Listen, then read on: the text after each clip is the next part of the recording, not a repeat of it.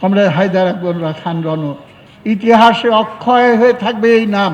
প্রত্যেকটা সংগ্রামে তার অগ্রবর্তী অবদান আপসহীনভাবে একতার পথ রচনার প্রতীক হয়ে হায়দার আকবর খান রণর নাম চিরস্মরণীয় হয়ে থাকবে।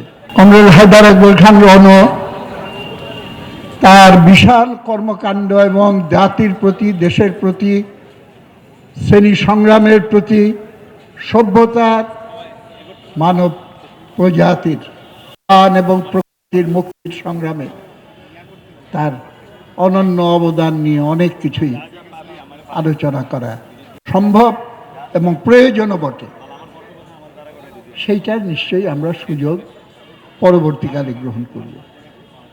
আলোচনা সবার মাধ্যমে, স্মারক গ্রন্থ প্রকাশ করার মাধ্যমে এবং অন্যান্য নানাভাবে, কিন্তু সবচেয়ে বড় কথা আমরা সেটা প্রকাশ করার সুযোগ গ্রহণ করতে পারব তার দেখানো পথ ধরে, তার চেয়েও আরও সামনের দিকে সংগ্রামকে, মানব সভ্যতার সংগ্রামকে, এবং সেই সংগ্রামের বাংলাদেশের কন্টিনজেন্ট হিসাবে আমরা যারা লড়াই করছি আমাদের দায়িত্ব পালন করার ভেতর দিয়ে। হায়দার আকবর খান রণ একটা প্রগতিশীল পরিবেশে জন্মগ্রহণ করেছিলেন। তার পরিবার এবং তার পূর্বসূরি, তার আশেপাশের তৎকালীন অবিভক্ত ভারতের যে কমিউনিস্ট আন্দোলন এই বাংলায় গড়ে উঠছিল, সেই রকম একটা পরিবেশের ভেতরে তার জন্ম এবং প্রথম রাজনীতির হাতে খড়ি সেইভাবেই। আমি আমার নিজের কথা বলতে পারি, আমিও সেন্ট গ্রেগরি স্কুলের ছাত্র ছিলাম, রণভাইও সেন্ট গ্রেগরি স্কুলের ছাত্র ছিলেন। 1, 2, 3 ঢাকায় জমি জিতে নিন 100% ক্যাশব্যাক সহ 20 কোটি টাকার পুরস্কার। বুদ্ধি বিবেচনা থেকে কমিউনিস্ট আদর্শ গ্রহণ করেছিলাম, কিন্তু বলতে দ্বিধা নেই এই আদর্শ কারা অনুসরণ করছে। যেই নামগুলো আমরা আলোচনা করতাম তার ভেতরে হায়দার আকবর খান রণর নাম অনন্য ছিল। কারণ আমার বয়োজ্যেষ্ঠ সিনিয়র আমাদের স্কুলের ফার্স্ট বয় ছিল এবং ম্যাট্রিকে স্ট্যান্ড করেছিলেন, আমরাও ভালো ছাত্র ছিলাম। তার অনুকরণে আমাদের সেই পথ ধরে আগানো উচিত, আমরা সেইভাবে অনুপ্রাণিত হয়েছিলাম।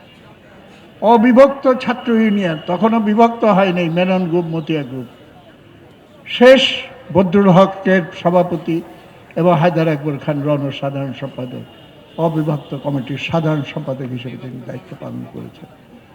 তারপরে অনেক জল পানি পার হয়েছে, অনেক উত্থান পতন হয়েছে, সংগ্রামের অনেক সুযোগ আমরা কাজে লাগিয়েছি, অনেক সুযোগ আমরা কাজে লাগাতে পারিনি। সেই সব কথা এইখান থেকেও মাইকে কিছু কিছু উচ্চারণ করা হয়েছে।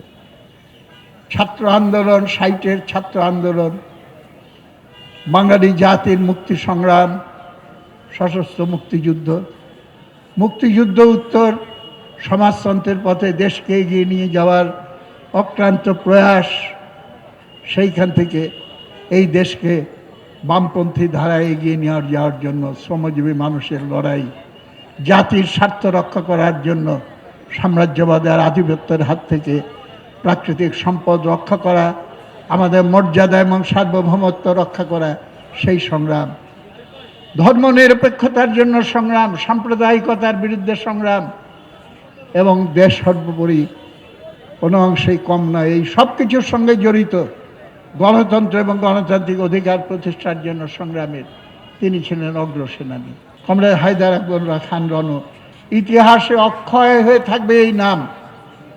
যে সংগ্রাম করার কথা আমি উচ্চারণ করলাম, আরও অন্যান্যরা উচ্চারণ করবে, প্রত্যেকটা সংগ্রামে তার অগ্রবর্তী অবদান আপসহীনভাবে তিনি এই প্রত্যেকটা পয়েন্টে লড়াই করেছেন এবং সবগুলো পয়েন্টে আজকে দেশ এবং জাতি এবং দেশের জনগণের স্বার্থ রক্ষার জন্য তিনি আগামী দিনের ভবিষ্যৎ রচনার জন্য চেষ্টা করেছেন।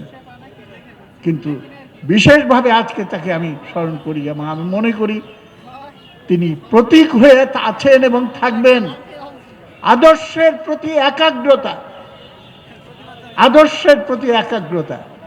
কৌশলে তারতম্য হতে পারে, কিন্তু আদর্শকে তিনি কোনোদিন ছেড়ে দেন নাই।